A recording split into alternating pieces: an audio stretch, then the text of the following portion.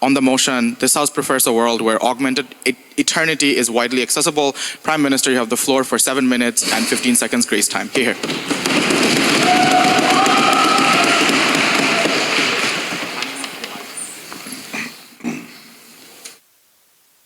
For as long as there have been people, they have sought to reconcile their relationship with death, indeed conquer it. We think that this doesn't fix that problem, but it gives people an option. It gives them something they can latch onto while they're alive, and something that continue to maximize their preferences once they are dead.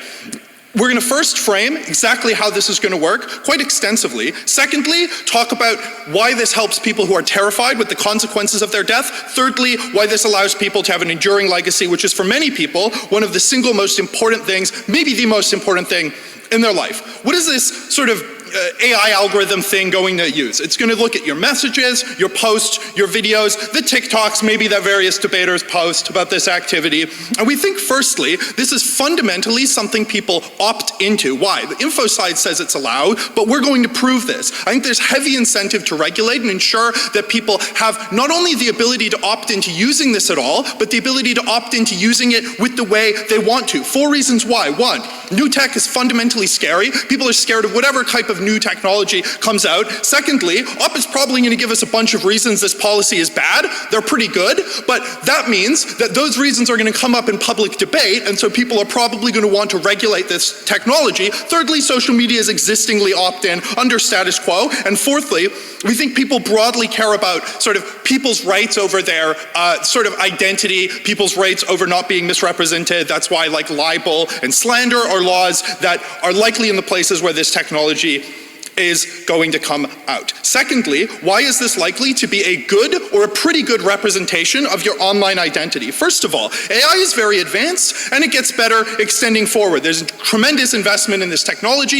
It's accelerating at a rapid pace. We think that this is likely to be pretty good in terms of the representation. Secondly, you can troubleshoot this technology while you're alive. Because of the regulation incentives we talked about, we think people will be afforded this right. Both, 1, to actually talk to the AI, see how it's representing you and go, maybe I want to pull back because I don't like how this is representing myself, I don't think this is authentic, or give it some recommendations to represent you better. We think people are likely to have the autonomy over this. As well, we think that you're likely to be able to sort of curate what data you give it. You can probably say, you know, don't use my Facebook posts, don't only use my Twitter posts or something. We think that's pretty fair.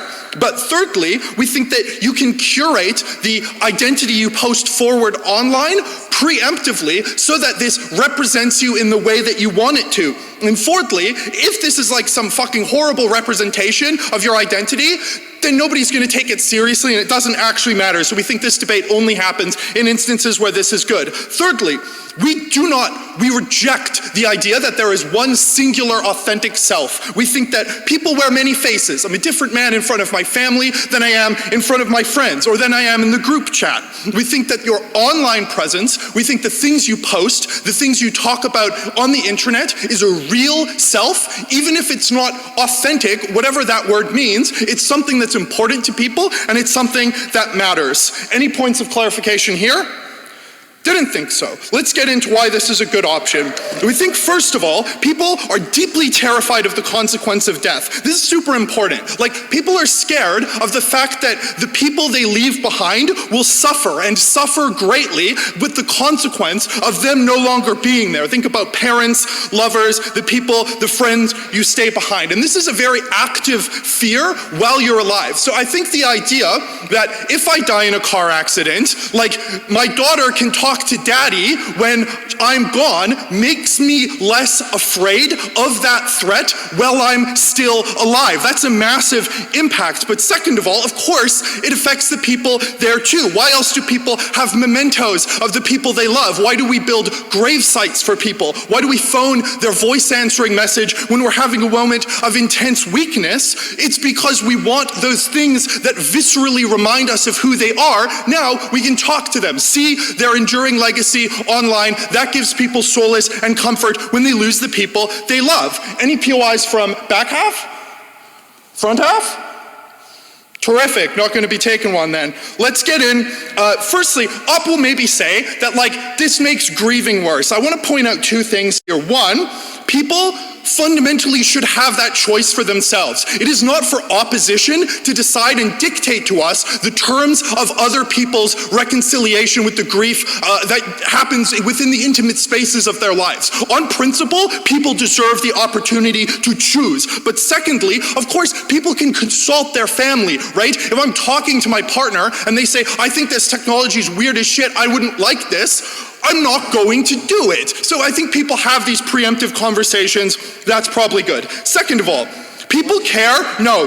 People care about having an enduring legacy. This is in many instances, priority one for people. Why else did conceptions of an afterlife develop? Why else do people write things? Do people dedicate their lives to having things that will persist once they're gone? We think for many people, this is the most important thing in their life. I mean, why else did Jason come to this debate tournament, right? Now we can debate forever. Isn't that beautiful? But more realistically, lots of people like artists, comedians, philosophers build something meaningful with their online persona. For these people, this is more important than whatever the fuck opposition is going to argue in this debate, because now all of the analysis from the stuff on grief extends to your online identity, to your ability to ensure that once I'm gone, people will still connect with the things I've built.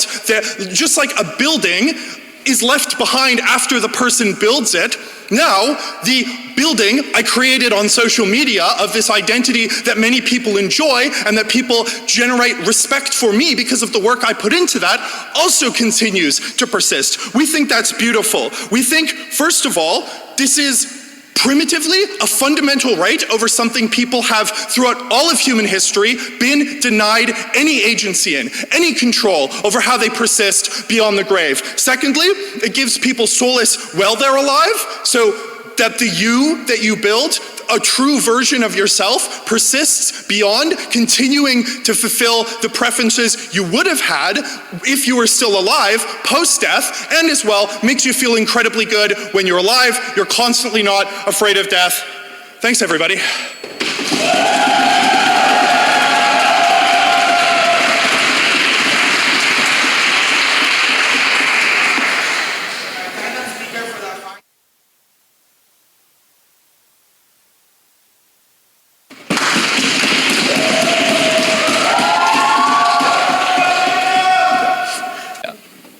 I am extremely proud to stand here with a chance to win the triple crown of debating, Hart House, and also Hart House. Why is this motion going to be devastating to the emotional well-being of billions of people worldwide for the rest of human history? A few things. I think the biggest thing in this debate, that it is fundamentally going to lead for a worse experience for people that are grieving a family member, and then we're going to talk about the issues with social change to burn turf mostly. Okay, so consider what would happen when someone, for example, loses their spouse, someone that they had a deep relationship for a long time. We're going to use this as a general example, but this does cross-apply to most human relationships, which we'll try to explain. We say it causes someone to want to retreat into a relationship that is a shell of what they could get by moving on and forming new human relationships, and ultimately will limit their ability to do so. And I think this is going to be a problem. So a few issues here. One, we think that we're willing to concede that to a large extent, this is a very reasonable representation of the person that is able to convince someone that they're actually, for example, texting or emailing their dead loved one. We do, however, think that there are a number of reasons why it's probably not going to be a complete emotionally fulfilling human experience. That, for example, people don't demonstrate their entire true self online and probably present a fake image of themselves. For example, you probably don't post your depressed takes on the internet because it's sad for other people. Or maybe I like to think that I'm a better person in real life than the shit I post on Facebook. I think that probably this means that your ability to engage emotionally when you're having deep discussions with someone cannot fall back on that actual human experience that isn't represented online. So although they're convinced that they're talking to a real person, that person cannot provide them the same emotional depth that they otherwise could. Why then do we think that this is probably not going to enable someone to stop talking to them even when it gets to the point of harm? I.e., why are people irrational when using this? There are a few things. So even if you know that this is entirely not sentient, I think it's easy to project sentience onto this in the same way that people get emotionally attached to, like, for example, like fictional TV characters or their stuffed animals, but probably magnified to a greater extent, because it literally feels like you're talking to your dead loved one. And to a large extent, in order for this to provide emotional support, you need a degree of cognitive dissonance in which on some level you emotionally buy into this and treat it as a real thing. I think this means that necessarily people are going to begin to treat this as if it's like a real person. I think the likely behavior here is that you get like hooked into it a lot. I think that this often is backed up by existing online behavior through like texting, for example. So the same way that like my ex-girlfriend guilted me when I like stopped talking to her, that is behavior that would be replicated here. Like my mother being like, hey, it wouldn't be so bad if you didn't call me. This has a number of side effects. One, it means that it actively will try to hook you back in, the same way normal humans try to enforce their own relationships. But two, it creates situations that will cause this person to not like respect consent. So for example, maybe my mother dies, creates one of this, and then my sister, I don't want to use it because I'm smart and know this case, but my sister doesn't, right? So she comes to me and she's like, you know, mom wants you to talk to her, right? So these things have external influence, and to the extent this is connected to the internet, it could too, negating your ability to consent into it. I also think that like grieving is an intensely difficult emotional state that corrupts people's logical reasoning. The like high short-term harm of cutting off this person that feels like literally killing them and neglecting a family member, at which point you're actively choosing to stop communicating with someone that you once loved, is incredibly emotionally difficult. And often when you're like in that grieving process, you're kind of blinded to what could be in the future. You feel like you'll never move on or never get past that trauma, which is often irrational. But I would just push you to like basic intuition pumps, the way people get addicted to behavior that's bad for them. If it were true that people can meaningfully make good decisions that actually respected their underlying interests, no one would like choose to smoke cigarettes. And if you ask people that like smoke into their 30s, they will tell you they regret their decision en masse, indicating that there are tons of situations like this one where the emotional like harm of stopping a thing in the short term negates people's ability to make choices that are good for them in the long term to their like physical and emotional detriment.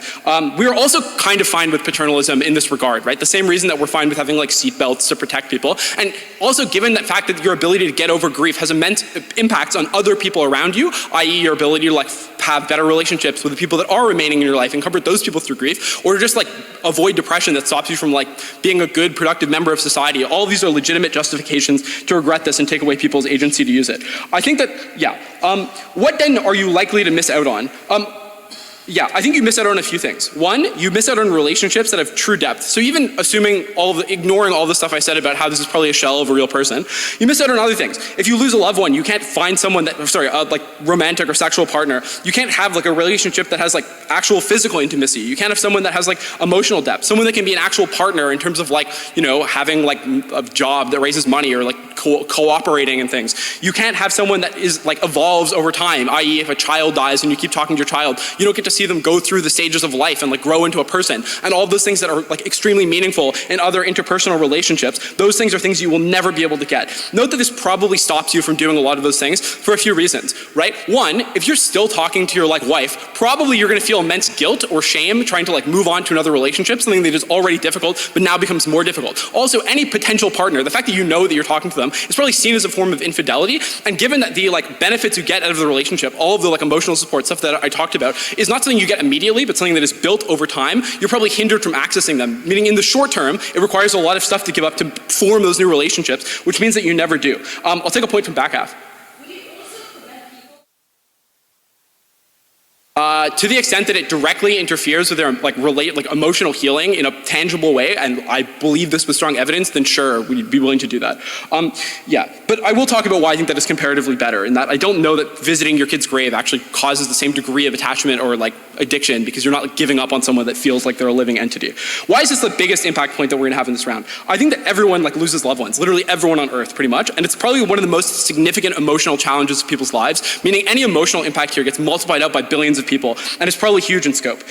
We would also say that there are underlying like social implications to this, which I need to scroll to in my notes. I think there's big stuff on generational change as well, right? It's probably a useful thing that humans die, and I think this comes in a number of ways, right? I think that generations like dying out and then continuing represents a form of social annealing, in which the fact that new generations are capable of like changing their beliefs in a way that older ones that are more fixed in their ways are not able to, enables society to move on and pick like better aspects of social things to preserve while getting rid of bad ones. To the extent that you have, like, for example, an AI version of Trump that is still tweeting and able to express massive influence, so people have similar parasocial relationships, and note that the fact that it's going off of his Twitter, which is the thing that gives him a lot of power right now, means that this fake Trump can still, for example, tank campaigns. The fact that you have all of these, like, thought leaders, for example, that aren't real because we don't, like, purge the boomers and move on with society, means a lot of the most pernicious social narratives still exist. Also, this happens in the form of, on a local level with loved ones. So if you're, for example, like homophobic, parent, whatever, that you still have a very complicated relationship where you don't want to give up on them, they can still perhaps like persist all those negative views into your life and still have a massive impact. I think the alternatives are much better. My partner will talk about this in more depth, but the ability to like go to therapy, get help from loved ones are also things that are cut off by this. When you go to this, instead of doing those other things and comforting each other, there are better ways to heal. You get rid of all of those on those sides and hurt people's emotional stability. We're extremely proud to oppose.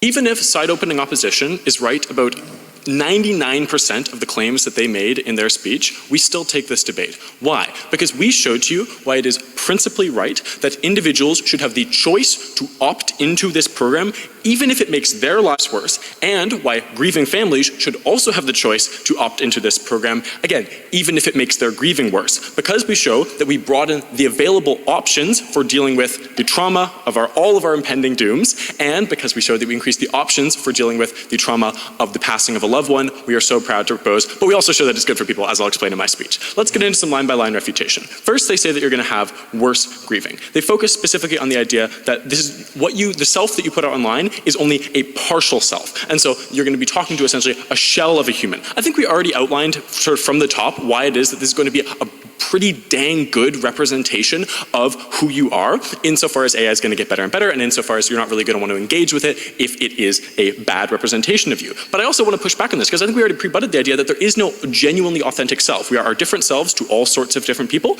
and so I don't understand exactly what this most emotionally depthful self that they discuss is, but also if you take them on their best here, and you know that your family will care about talking to whatever this most authentic self is, then what you're probably going to do, if I'm, say, an old man who knows that my cancer is going to kill me in 2 years, you'll probably change your online behavior and bring it closer in line with what you believe will be most beneficial for your family in their grieving. And also, in general, we explain why this is probably going to lead to an increase in people being authentic online, or at least being less toxic online, insofar as they want their legacy to be one that is beneficial and one that makes them look good. Next, they say that you're going to project sentience, or at least grieving families are going to project sentience onto this AI. We'll bite this bullet here. Sure, fine. This can be beneficial for people. For example, people will often project sentience onto a grave insofar as they go to it, they speak to it, and they feel that personal connection. This can be very important for many people in grieving. Again, we're not saying here this is going to be important for everyone. All we're saying is when we make the option of this, those who actually get some value out of it are likely to self-select into it. And so insofar as we can show that even like 10% of people would benefit from this, and insofar as we can show they're the ones who are actually going to be opting into it, we take this debate even if their characterization of how people grieve is right in the other 90% of cases. I think that's a really important point. Next, they say, in response to all of our stuff around autonomy, that, well, people make irrational choices all the time here. I want to flag, as I just said in my previous point, that we think there is going to be a pretty good degree of self-selection here. Like, if you're someone who actually buys into all of their characterizations, if you are someone who thinks that AI is weird and creepy and robotic and you don't like it and it's like a shell of the former self, you're probably not going to engage with the system insofar as you won't expect it to be beneficial for you in the first place, so you're not going to have that initial opt-in. And so I think all of that means that we are actually going to get the self-selection that we talk about. Next, they give the point on moving on. Whether or not, if you're going to be still talking to your dead wife like 10 years from now, you're never going to be able to find a new partner.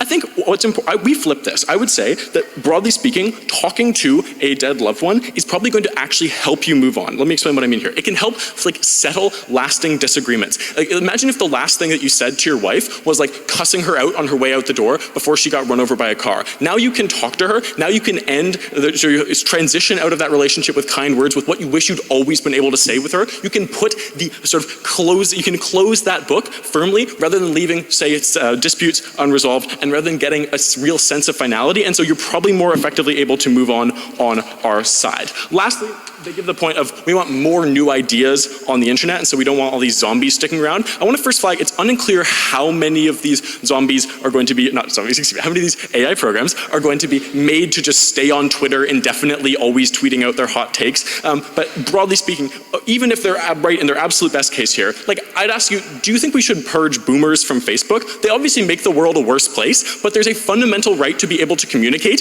in the present, and we believe that going forward, there's a fundamental right to be able to communicate even past your own death, insofar as you can transcend the fundamental nightmare of humanity, which is our permanence. Alrighty, let's get on to some quick rebuilding, and then just an additional point on why we get better introspection. I think our case was largely untouched. We explained to you why it is that this helps many people get over the fear of death, many people fundamentally scared of leaving their others behind, and why this is going to mean that we can get better grieving insofar as people, again, can opt into this when they think that it is going to be able to help them, and why for people whose death is imminent, this can help them in that often very, very traumatic process. Next, we explained to you on the point of legacy, why regardless of any of this other practical stuff, given that sort of the fundamental tragedy of humanity is our permanence, everyone has a fundamental right to be able to have a meaningful legacy, to be able, for artists to be able to continue to put their art out into the world, for thinkers to be able to continue to think even after they're gone. And this only helps insofar as we have the right to this, but also gives you solace while you're alive, insofar as you know, even if I die young, I will still be able to continue to contribute to the world, to thought, to art, etc. Before I go into one last final point, I will take a POI from opening. Okay, so the maximal way to control your legacy would be if you could like brainwash literally everyone into your death to believing whatever you wanted about you. Do you think that'd be a reasonable thing to fulfill this principle? No, I don't. I think that there's, like, at best, they showed that there are marginal practical harms for, like, the general discourse, and we're saying that the principled right to do this easily outweighs that. Yeah, if we're literally talking about that kind of an apocalyptic scenario, sure, maybe the principled right would be outweighed. We're not saying it's absolutely unoutweighable, but I think it's pretty strong in this debate. I think all that is pretty intuitive. Let me get into our last point on why it is that you get better introspection. 2 points of framing. First, it's important to know you can indeed make this program and activate this program while you're alive. Why is that? In the info slide, it says that it will continue to exist after your death, which logically entails that it can exist while you are alive, insofar as something can only continue if it is in the case before. Second point of framing. Introspection is very, very valuable. It helps people know what they want, what is best for them, and ultimately all of this is good insofar as it helps people make better choices. Now, but what's the problem in the status quo? Introspection is really, really hard for many, many people. Just sitting alone in my room, it's hard to have an internal dialogue in my brain. It's hard to have the script, the one side, the other side, the back and forth. All that is really hard, and like I personally have only been able to make breakthroughs in my self-understanding in conversation with others, but the problem is others don't know you as well as you know yourself, and so it is hard, again, to have these kinds of internal conversations. We fix this problem when we allow you to have another self to introspect with in collaboration. You can have that back and forth, you can make those breakthroughs, but again, with someone who knows you best, who has your desires in mind. And so, because of this, we get way more of the benefits of introspection, which generally make people better people, insofar as they can become more kind, insofar as they can actually maximize their desires, insofar as they can figure out what their desires really should be. Because, on our side, we give people a right to opt out of the fundamental tragedy of humanity, and because we also get way better benefits for grieving victims and for those who are soon to die, we are so proud to propose. Thank you very much.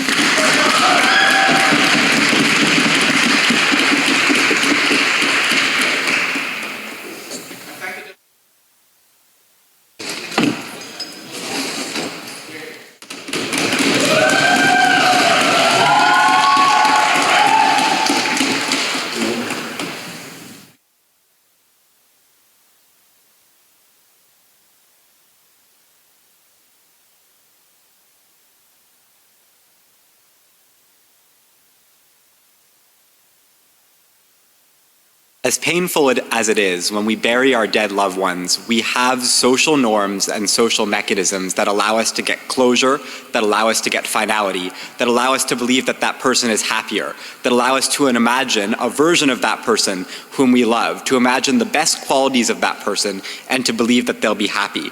I think the fundamental question that OG doesn't answer is when you ask this robot for closure and they don't forgive. When you expect that conversation to give you closure on your conflict, when you expect to be able to ask them for forgiveness, and the shallow, hollow, extreme version of their self doesn't say yes. Even a real life version of that person may not.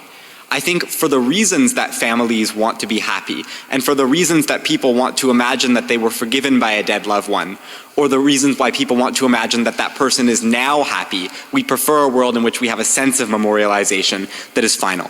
I'll talk first about whether there's a principled right to this, then I'll talk about individuals and comfort in life, and third I'll talk about how we move forward as a society.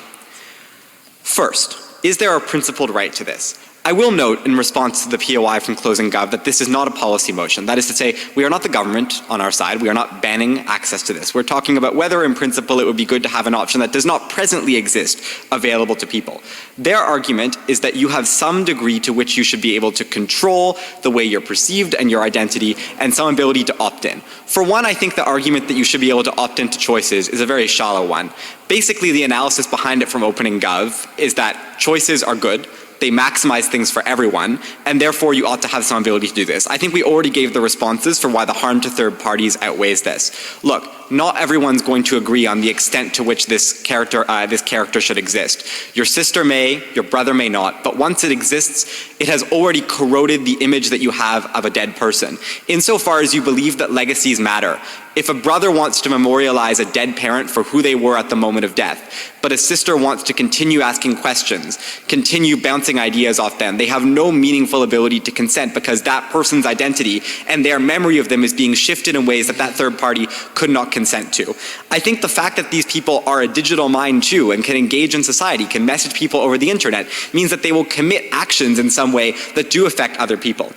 Third of all, I do think it is reasonable to say that the point when people make these choices is a deeply traumatic one where they'll not make choices that are in their best interest and critically not be in a mental state where we think it's reasonable for them to make a choice this significant. This is not to say that someone grieving can't make any choices, that they're an automaton. What it is to say is that giving them an incredibly significant choice at a moment in their life when they're probably not going to have a very good idea of what their actual preferences are is bad. The fact that your immediate tendency when you're sad and have no one to comfort you other than the friend or the family member who you were close with and lost means that you have an immediate incentive to retreat into that person. Their clothes are still hanging in the closet. That person is not gone for you. And that means that people very, very likely are going to make the choice to keep this person. This was the impact that OG doesn't respond to. The fact that in almost all cases, you eventually need to make a decision to turn this thing off. You are the person who kills the last memory of them. What happens when the brother wants to shut it off and the sister does not? What happens when someone gets into a new relationship and wants this thing gone, but the sister has not been in a new relationship yet? That sister has not found new friends to be comfortable with, and they disagree. I think that the existence of this choice is something that we should not force onto people if we have the option of not bringing it. It would be better if it did not exist in the very first place. Second, on comfort in life. I think their claim is confusing here. They say, for one, that you're going to do things to make a fake version of yourself, to remember the best parts of yourself. It is unclear to me why this is a principled good. I don't think it necessarily follows that you ought to have the right to tell people, that your identity was better than it actually was. I think the idea that you should have an unlimited ability to control your legacy has to have limits. I think who you are in your life and the impact that you have should reflect the social status and memorialization that you get, and that creating an imagined better version of yourself is bad. Notably, also, if you make an imagined better version of yourself, it will be essentially impossible for someone, for example, whose girlfriend died or boyfriend died, to have a stable life, because the memory of that person will always be in actuality better than it actually was, which is another reason why, for reasons that are just related to the fact that someone wanted a legacy, for example, why they will not be able to have a stable life. I think it's reasonable to say that people cannot meaningfully consent to this. I think the fact that they don't know what this algorithm is going to output, what that person's going to look like, what things that they wanted to input into that thing are, means that the choice they make is one based on very low amounts of information. Here I will engage with the weird third argument that you have someone you can bounce ideas off while you're alive. I think the best thing that this proves is that you could have an internal monologue with someone who is similar to you, but not quite similar to you, a little different, a little more extreme, kind of the devil and angel like your online post. I think this is just, symmetrical to the fact that I can think and have an internal monologue to myself. If this is not a perfect representation of yourself, it'll give you bad info. If it is a perfect representation of yourself, it'll be the same as thinking. Irrelevant. Third of all, on society, why does this matter? I think this was a really important principled implication. The people who live now ought to have some degree of democratic and moral control over the society that they live in. This robot is not a political agent. It can't have things done to it that are harmful. It is not sentient. But the fact that it maintains influence, that mother who doesn't support euthanasia can tell someone in their life that that is their opinion, that they can blast their political views, that political leaders of old ages can maintain their status is a principled wrong. Before I go on closing,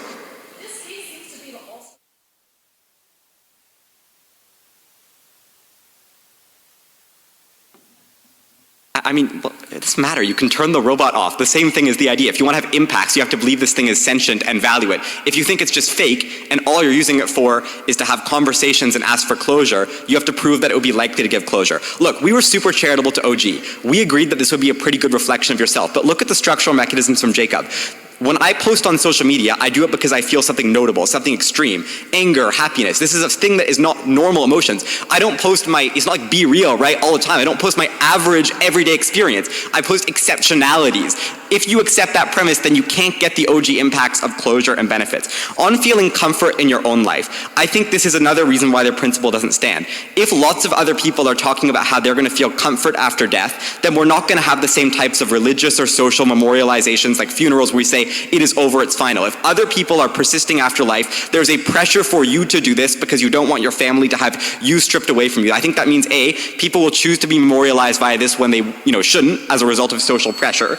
And second of all, that people can't meaningfully consent to this as families. We pointed out why the alternatives for grieving work. They're flawed, they're painful, but necessary. We pointed out why the social impact, if anything, should weigh over their side insofar as we cannot move beyond people, we cannot move beyond ideas. We are proud to oppose.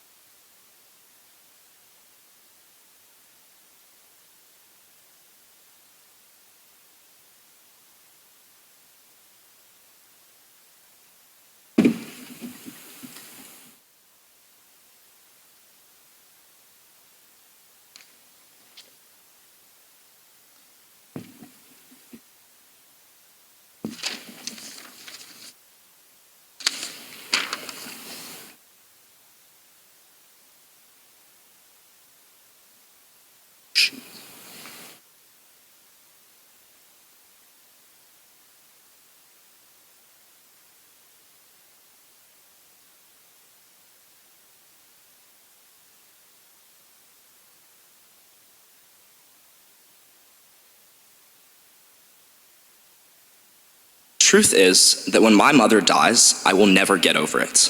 I will not find happiness in the photos of us around my house. I will not find happiness in the memories that I once had. Opposition pretends that the world that we have right now is enough, but the reality is it never was. Going to the grave will provide me nothing. Looking at photos will provide me nothing, because I will never get over it.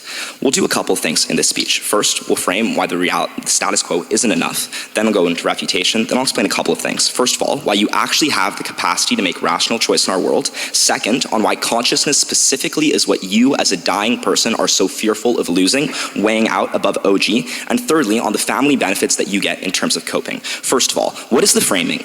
Right now, we have found different ways to cope with a lot of the different fears that arise from death. It's the fact that we ritualistically bury the body. It's the fact that we have photos that we keep even once that person is gone. It is the messages that we write to loved ones. The next logical step is consciousness, because it is the thing that brings us closest to them. It is this thing that we most desire to preserve. A couple of responses before constructive. First of all, the notion that that this stopping to communicate is something that is fundamentally cruel, I think is really analogous to the way that moving on goes right now. That is to say that eventually you maybe do stop looking at the photographs, that you do feel that guilt, and that the reality is that is something that is painful, and it is painful in both worlds. But in terms of rejection, in terms of not being able to have these conversations, I think the important thing is that when they were living, maybe you didn't have the best end to that. But the reality is, like computer algorithms are not stagnant. The way that that person interprets can be changing. Like the types of things that you search develops over time. So what that suggests is that the people and the people preserved by this machine are not stagnant in time. You can keep having these conversations. You can keep trying to reach out, and those things can make things better for you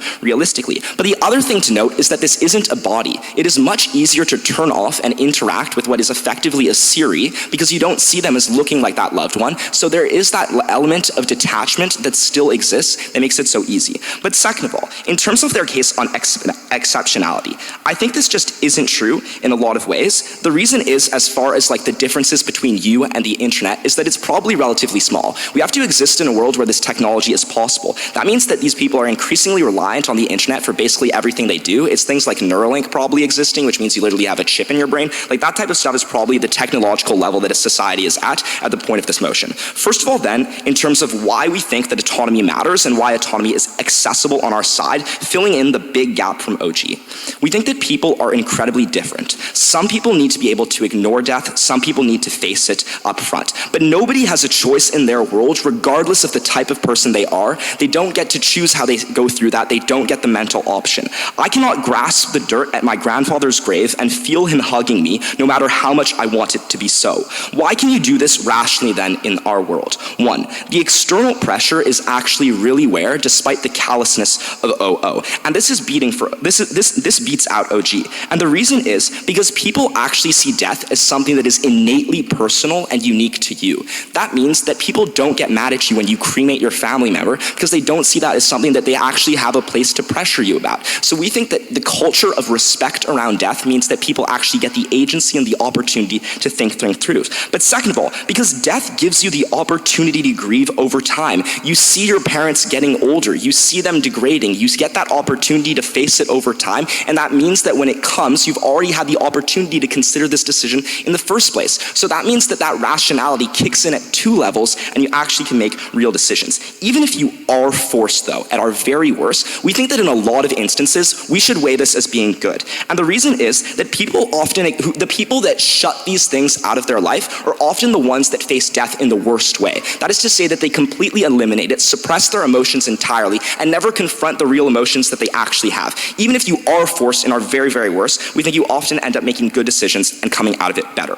The second part of this speech then is why consciousness matters in terms of what you value being saved. This will weigh out above OG, and the reason is that OG doesn't actually demonstrate that this is the thing you are so scared of. Maybe you're scared of dying in a car crash. We would suggest that those types of things are symmetric to both sides of the house. The difference is, do we actually preserve what you care about upon death? No thanks. People prove this to us right now by painfully searching for a way to complete things like their bucket list. You try to form memories in the immediate, just as leading up to your death to make sure that you're remembered. You go, but the fact is that it simply isn't enough because you're scared, because you cannot create a full and complete version of you over the course of a week or two as you're suffering. And the reality is then that this is something that is inadequate. And the reason is you perceive it as impermanent. It is a slice of your life. It feels pointless. It is something that is constantly anxiety-provoking because of that impermanence and the fact that you know that once these memories are gone, your child will forget, that they might not remember every single detail of that they might not be able to have a complete view for you.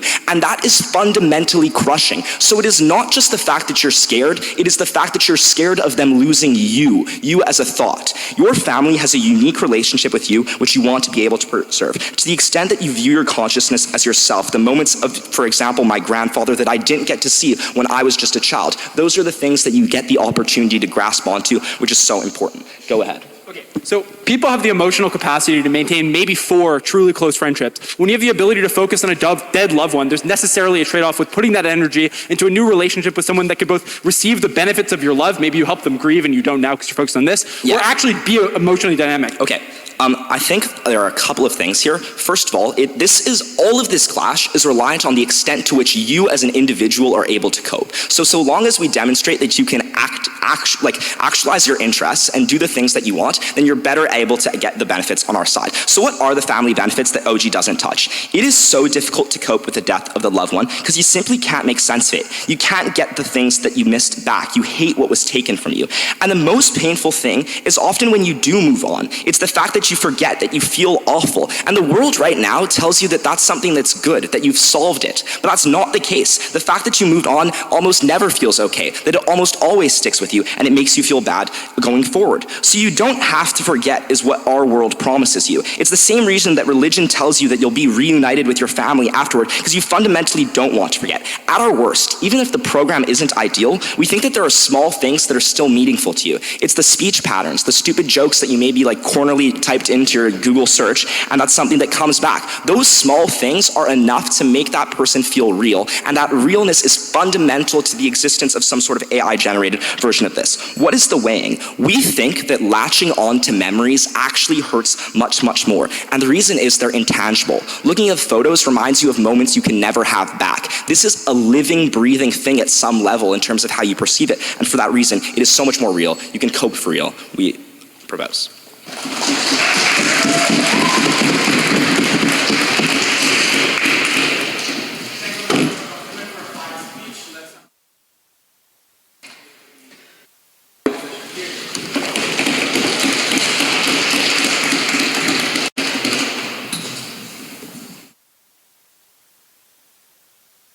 I think Isaac is correct when he says that there is no real such thing as closure, because the pain of loss never really leaves you. The hole in your life is unique and can't just be replaced. The fact that you'll never hear someone's laugh again, the small inside jokes you'll never forget, their voice saying that they love you, and the fact that you feel guilty, that you get to be happy, that you get to have a future and they don't.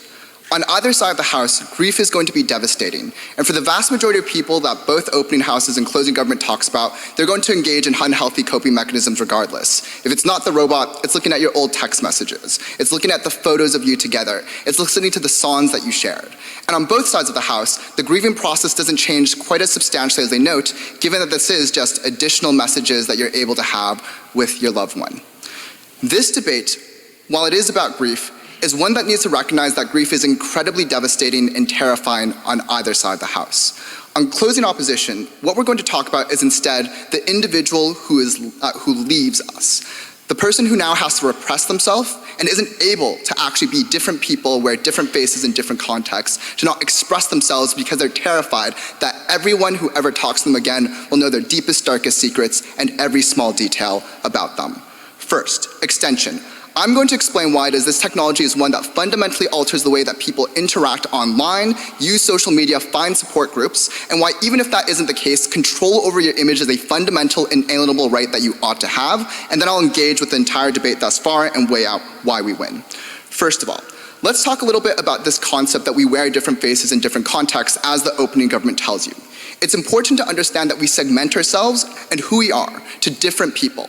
For instance, you may feel guilty expressing to your parents that you're incredibly angry, that you're sad, that you're mentally ill or depressed because you don't want to terrify them. But you turn to your friends, you turn to people who you think will understand you, those who might also have mental illness. Or you may not want your family to know that you're gay if they're disapproving and feel as if your legacy has been forever tarnished in the eyes of your Catholic parents.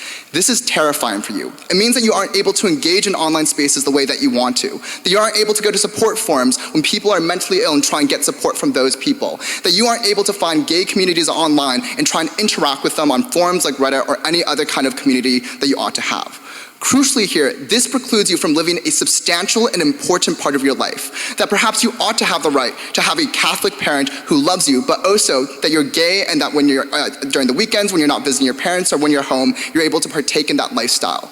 Their side is one that deprives you of that ability to be able to make those multiple choices. Now the natural response here is, why is it so influential as an incentive to change how you behave during your life? Obviously people are concerned about this, but why isn't this a subsidiary or a small incentive? There are three different reasons why this is incredibly influential in your decision making and your calculus. First, the government assumes this. DPM assumes that you're going to curate your image and become more perfect whenever you come close to the end of your life. And even opening opposition presumes this when they rebut it. They say, yes, that's true, but it's bad that you're able to curate your image. The second thing to note here is that this is incredibly consequential and important.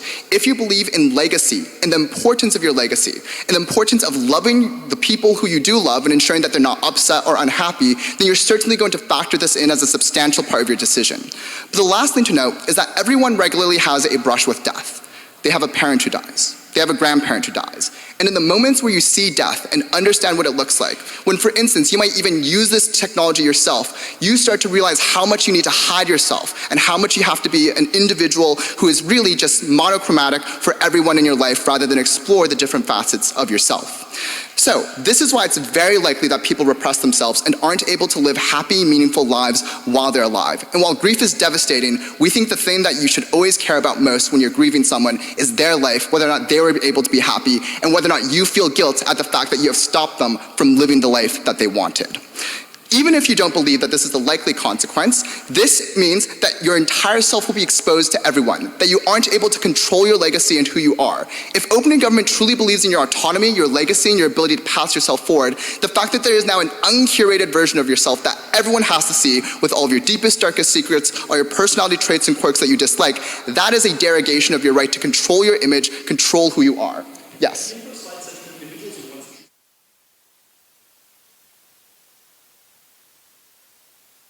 Okay, so a couple of things. I don't think that the info slide actually says that you individually opt in. The second thing to note here is that leads to all the harms that we describe, which is that you're not able to actually so I think the problem here is that in this circumstance, you get almost none of your benefits, and that you may indeed feel pressure to opt in. Because how are you going to explain to your parents that you're not opting in? That when they want another representation of you, you say no. That will cause conflict. You'll feel guilty because they're going to grieve, and those social pressures mean that you're very likely to do this. So there are a variety of reasons why you still would engage, and I just don't think that the info slide says like you individually opt in. I'm pretty sure it's unclear on who is using this technology, whether or not it's the grieving family or the individual. So, talking a little bit about weighing of this extension against everything else. First of all, in respect to grief and family, there are a couple of things to note here. As I've already pointed out, many of these people will turn to other unhealthy coping mechanisms regardless. With respect to family, it is software, so each individual family member gets to choose whether or not they interact with it. It's not a physical representation, meaning the family conflict from opening opposition is less prominent and less likely. Also, no opening opposition's rebuttal to the argument about curation. They accept that it happens. This means that a version of yourself that comes about will be one that is nice and charitable, who will say that you can move on. So all their arguments about how the AI is going to be terrible to you are less plausible, given that they haven't rebutted the opening government argument about how the AI is going to behave and how you curate yourself, which also feeds into our extension. Finally, a few different lines of response to what we got from the government side. To closing government, a couple of things to point out here. As I already noted, I've mitigated the vast majority of their benefits on grief. But they also have a claim here that it doesn't have to be static, it can grow. Thus, it's going to be, on average, a good experience.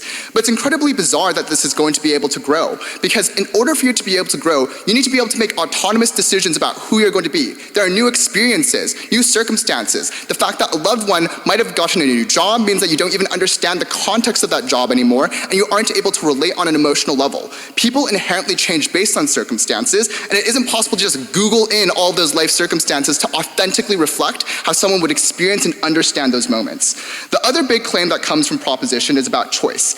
Increasing options creates more choice. This is untrue for 4 reasons. First of all, grief is a biological process that removes endorphins and serotonin. It is akin to cocaine withdrawal. It isn't actually a conscious, deliberate decision, it is one of your chemicals.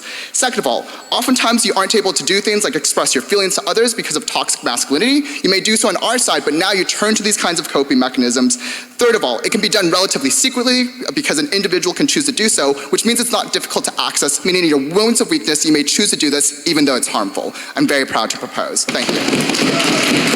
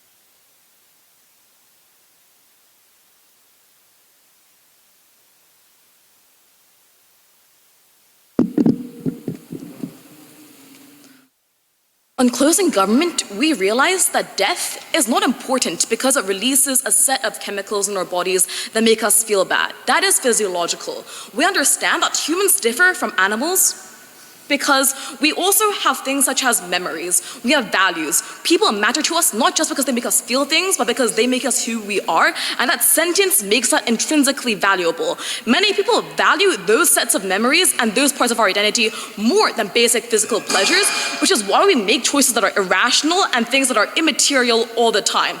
We think that preserving that dignity, that choice, that humanity is what this debate is really about. We don't want to condemn them to the cruelty of death. What does Issac prove to you? We prove to you that we resolve the cruelty of death in two main ways. The first thing is, what is lost by death that we have no ability to preserve is crucially the things inside your own head. And the reason for that is twofold. The first is we have rituals for all sorts of other things. We bury our friends. We do things such as write messages to our family.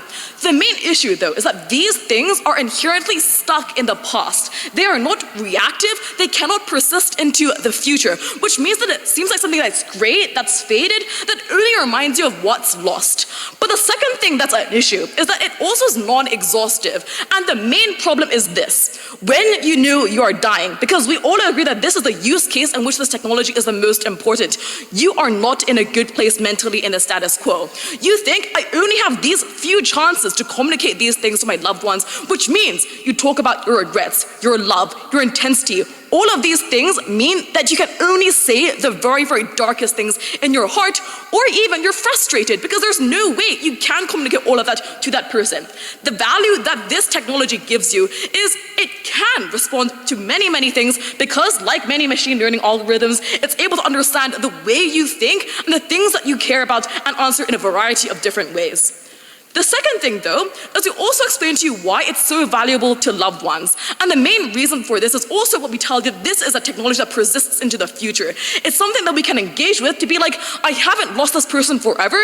These things remind me of them. And the reason is this, right? We agree with Jason. Grieving is a biological process. There's not much that can stop me from feeling a visceral pain when I lose someone who I deeply care about. And it's probably true that people go to therapy and they take time to work through their emotions on either side of the house, or they collapse and devolve into a dumpster fire if they cannot do those things. But what is unique, though, is the way you process that grief and that loss in the long run. And what we would tell you is that the biggest tragedy of time passing is that you lose people. And that's not just because you can't interact with them on a day-to-day basis, but also because you lose your memories of them.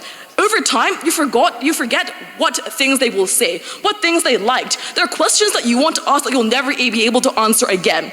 This is able to resolve all of these issues. It brings you a reminder that you will always have this with you, and I think that's incredibly valuable as well, because that is the point at which you're able to overcome feelings of A, guilt for forgetting, B, paralysis, because you think that it's completely unclear what they would have wanted for you to do, and even if they say something that is cruel because they're extreme on the internet, then at least you have an answer as opposed to the confusion and the distress that persists otherwise. Before I go into beating the CO case, I want to first explain why this beats OO. So first, I just want to clarify why the POI to max about the Australs thing matters, just because a lot of their actual strongest impact, so for example about how it's really difficult to have consent issues because some people might want to turn on the robot, some people can't, and also the stuff about how it's really, really traumatic to close off this technology are intrinsic only to the robot/machine characterization as opposed to the software idea, right? Because we don't actually have limited storage space, and the thing about software is that it can be shared across multiple people at the same time. But then, what is the best analysis from their case that stands? It's this idea, right? That this is going to harm loved ones because it creates a worse, extreme version of yourself that fails to bring real joy to these people and instead prevents you from moving on. Before that, I'll take opening. Okay, so I just don't think it's true that people can move on status quo. As you form relationships with other people, you become less dependent on the connections formed with a dead person through memories, for example, and you form social support networks with other people. This means the ability to remember is much, much less important than having the plug pulled so you can move on as we describe. We're saying that it's not the point.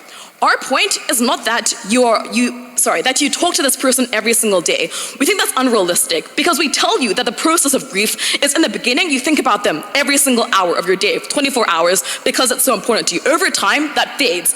We're telling you that what this does is it creates a tool for you to remember them in perpetuity, and it's one of the most important things about your life because very simply, people's memories, like your loved ones, are the most important things in your life. When they die, your memories of them and the legacy that they leave behind is the most important thing you have left. The ability to interact with them is what we care about. Okay, so let me move on to their claim then, and this relates to the POI response as well. The claim is that you remain with your loved ones, you're stuck, you can't move on. First response to this is the grief stuff that Jason has already provided in terms of framing. The second response I have here is I really just don't think that you gain cruelty for this or that you feel sad for the simple reason that this provides a service that is different from preserving this person's life indefinitely and making them immortal, i.e. they remind you of them. There are patterns of speech that make you feel like you're interacting with them. You learn things about them that you otherwise would be lost forever. But the third and final response I have is just, I think in the counterfactual, people are very, very deeply hurt. And I think that the idea to closure and clarity is what really matters. Finally, wrecking CO, because I think that their case doesn't really work. One, I think that people overestimate internet safety, right? When I go onto the internet, I go on Pornhub, I know that this is permanent. There's a record of that. Which means that when I'm at home looking up gender dysphoria on my family laptop, I go on incognito mode. But second thing, I also just think that people don't really repress themselves on the internet. One, because most people don't think that they'll die soon. But number two, maybe it's true that OG says that some people will. These people are the ones who care about the legacy the most and therefore are willing to trade that off, and that's their choice to make. Others won't, and that's perfectly fine. But the third thing is people want to be seen. Keeping secrets is really, really stressful. Oftentimes, I want to tell my parents that I'm trans, but I can't because I'm scared of how they'll react. My biggest fear is I'll never get to tell my parents who my true self is before I pass away. And the opportunity to make sure that that is possible is incredibly valuable. Finally, I would just say that regulation is a thing. I feel like people should be able to consent and not consent into it. They have a really, really uncharitable version of their case. Sorry, I knew this was fast, but I think it's comprehensive. Please vote CG.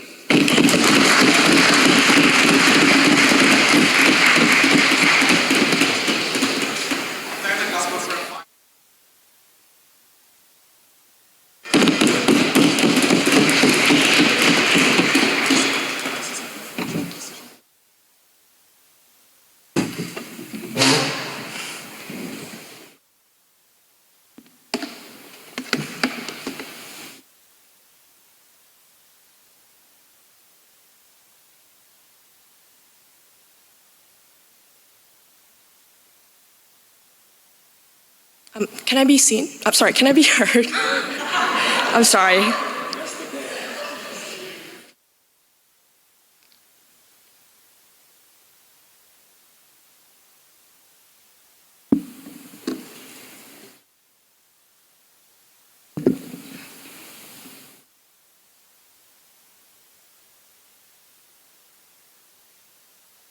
I'll firstly be defending the CO contribution that wins us this debate, and then I'll go house by house. Firstly, what did we tell you in CO that means we are winning this debate? One, that grief is possibly one of the most painful experiences that any individual can possibly face. It is compounded by the feeling of guilt, the fact that you could not say I love you to your son before you left for work on the day, the fact that you did not visit your grandma for the last time because you were having fun outside with your friends. On both sides, maybe you can prove that on the margins, grief gets better or worse as a healing process, but it is still incredibly painful and long. The fact that there are other ways for you to grieve that CG tells you also shows that on net, the margins are probably really small and we're not sure what the huge impact is. Compare this to our extension on CO that Jason gives you.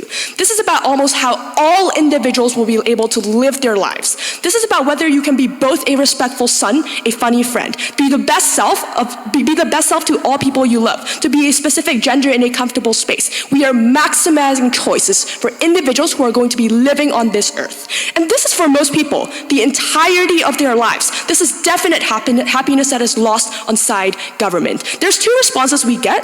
The first one is from OG, but individuals can just choose to opt out or opt in. So let's say if you are gay, you will never get this machine anyway because you never want your parents to figure out.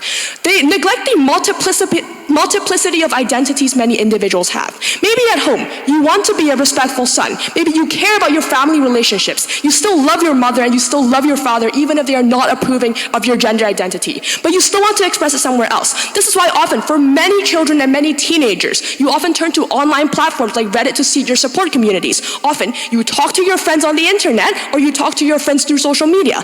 All of this shows that maybe you care about multiple things. The fact that you are able to live that out on our side of the house when you're significantly less able to on their side means that on their side of the house, you significantly worsen a lot of these relationships, or Therefore, individuals have to actively curate a more general version of themselves on the internet, one that they feel is like a better representation that other people will like.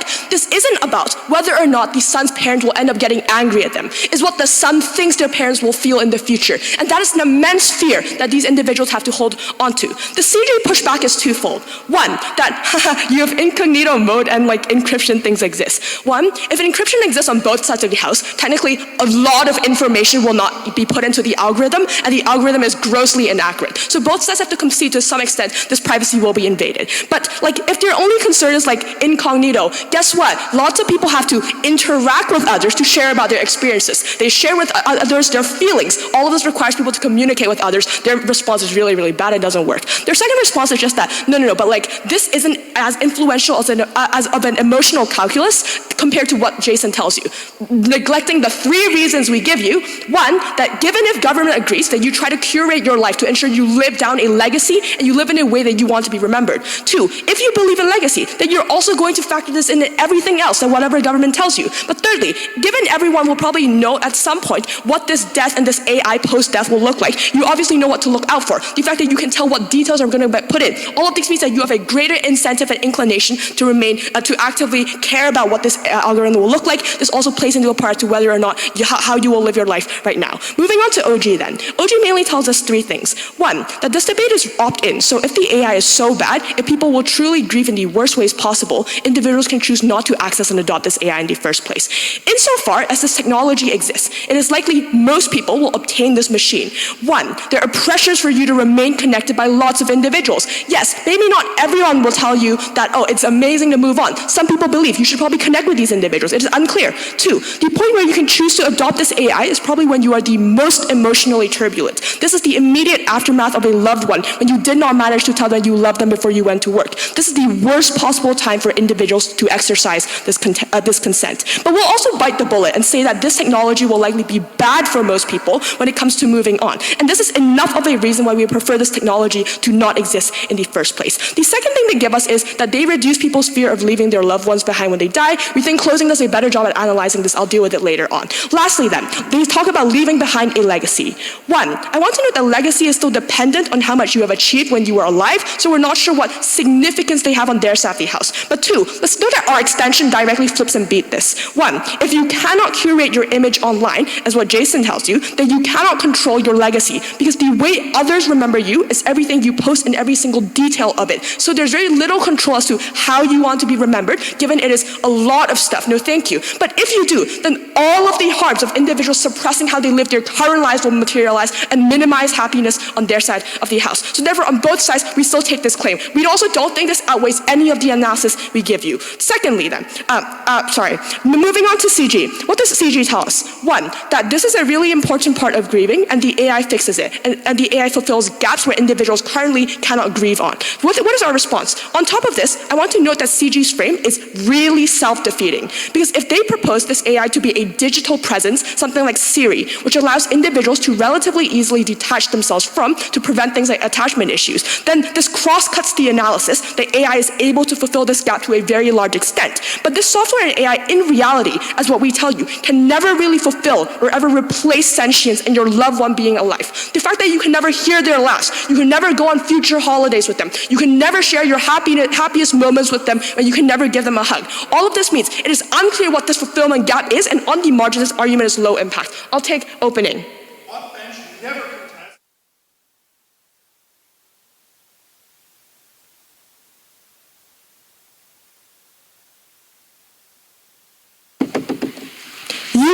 You can hide all of your stuff behind the silver bullet of nuance, but we give you reasons as to why it is likely individuals will either A, be pressured into this system, or B, that lots of individuals post lots of stuff on the internet. If you have the most accurate depiction, it is unclear which ones will be prioritized. You need to deal with all the reasons that, firstly, your OO literally gave you and the extra ones we gave you as well. Secondly then, they talk about, CG talks about the fear of being forgotten. This is actually also just the OG claim, by the way, but made a lot better. So what is our response? We say that on both sides, if the child truly doesn't want to forget their mother, they will look at texts, they will visit their graves regularly, they will do all of the things that government proposes, this really doesn't change that much. We are unsure what the margin is on both sides. But also, we are unsure why being forgotten is actively a bad thing. In lots of cases, we agree with our opening that not having a constant reminder is probably good for moving on. But if you know that you are going to cause grief, sometimes you might want to be forgotten to let people you also deeply care about and love move on.